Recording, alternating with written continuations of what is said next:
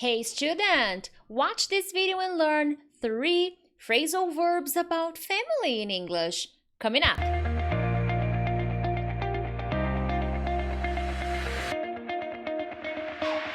Hey friends, Teacher Prix here to help you talk to anyone, anywhere, anytime in English. First of all, thank you so much for joining me on another English lesson. If it's your first time here, consider subscribing because from Monday to Friday, I post different kinds of English lessons, grammar, vocabulary, pronunciation, nice expressions, phrasal verbs, speaking tips, and so many other things. So make sure to subscribe.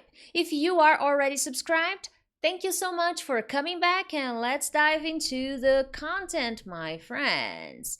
3 phrasal verbs about family. Guys, they are connected to family, but you could use in other situations, okay? As the holidays are coming, as Christmas is coming, well, most people from the Western people usually celebrate Christmas, but usually at the end of the year, even if you don't celebrate Christmas, many families get together. And as families get together, we have, the usual conversations about family, catching up. So these phrasal verbs could describe relationships, problems, or good things that are connected to family, okay? But obviously they can be used in other situations. So the first one is look up to. To look up to means to admire someone, to respect someone. So why am I showing you this phrasal verb? Because this is usually a feeling that we have for our loved ones, our family members, our grandma, our grandpa, uncles, aunts, our parents, our brothers or sisters, cousins. So this is usually a feeling that we have of admiration, of respect. And usually this is the time of the year that we remember those people. Maybe we get together on Christmas Eve or New Year's Eve, and that's the moment to remember, wow, I'm going to see Aunt Prix. Oh man, I really look up to her, She's so nice, and I really look up to Teacher Prix. She's really, well, Aunt Prix. She's so nice. So that's the idea. Here, for example, everybody looks up to Grandma. She has such an inspiring attitude. I love her. So maybe we're talking about Grandma and oh man, everybody looks up to Grandma around here. She's amazing. She's strong. She works hard. How about your grandma? Do you look up to your grandma? Let me know here in the chat or in the comments if you are watching the replay, okay? Who do you look up to the most? Difficult question. Is it your mother? Is it your father? Your grandpa? Your grandma? Your best friend? Who do you look up to the most?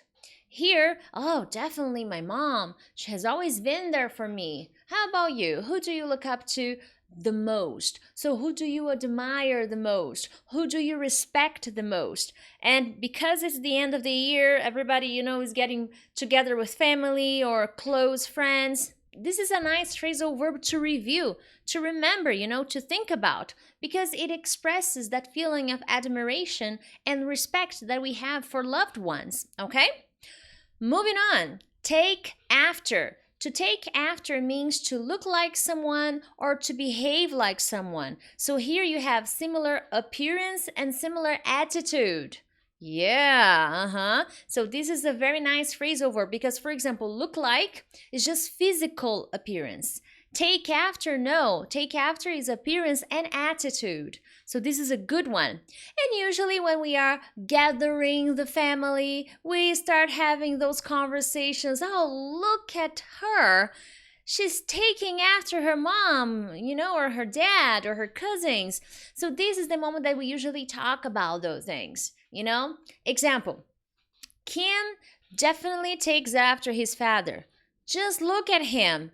They have the same look on their face when they're angry. So look at Kim. He really looks like his dad. He really has a similar appearance and attitude. They have the same look on their face. They have the same face expression when they're angry. So do you take after your mom or do you take after your dad? And remember, it's not just appearance, it's attitude. I definitely take after my dad, both in appearance and in Impulsiveness. Next example. I don't think you take after mom at all. You're Oh boy, here there's a misspelling here. You are completely different. You're completely different. So I wanted to say your attitude is completely different, but I forgot to type the rest. Your attitude is completely different. Your looks are completely different. Your personality is completely different. So this is a very good phrasal verb to describe that you have a different attitude or a different personality, okay? And remember, there's a typo. Here after your, I need to use a noun. Your attitude, your personalities, okay? Your personalities are completely different. Your looks and personality are completely different. Or you are completely different, okay? Excellent. So who do you take after? Your mom or your dad? Let me know. I take after my dad and a little bit of my mom. Put up with, this is my favorite. This is one of the first phrasal verbs I learned, well, officially, because everybody learns some easy phrasal verbs like turn on, turn off, wake up, get up. But this was the first different phrasal verb I learned when I was a teenager that I remember. Put up with, to tolerate. Now, this usually happens on Christmas or New Year's or at the end of the year celebrations. Maybe you don't celebrate Christmas, which is okay, but there's always like a party at the end of the year. Everybody gets together to celebrate at the end of the year. And usually, to tolerate, we usually have to tolerate some things, to be quiet and accept certain things that people talk about around us. So this is very common and it happens a lot on Christmas and New Year's, especially if you gather all the family or all the friends or all your colleagues from work. So here is an example. I hate Christmas. All the family gets together and it's hard for me to put up with my cousins. They're awful. So what am I trying to say? I don't like Christmas because all the family gets together. And I don't like my cousins. I have to put up. I have to tolerate my cousins. And they are not good people. They're terrible. I don't like them. They're awful. Oh, God, a bug. There's a bug. There's a bug. There's a bug flying. Fine. And next example. The worst thing about Christmas Eve is that I have to put up with my relatives' inappropriate questions about my life. Guys, does this happen to you? Every Christmas. I hate bugs. There's one flying around. Fine, I'm almost done. I don't want to kill you. All right.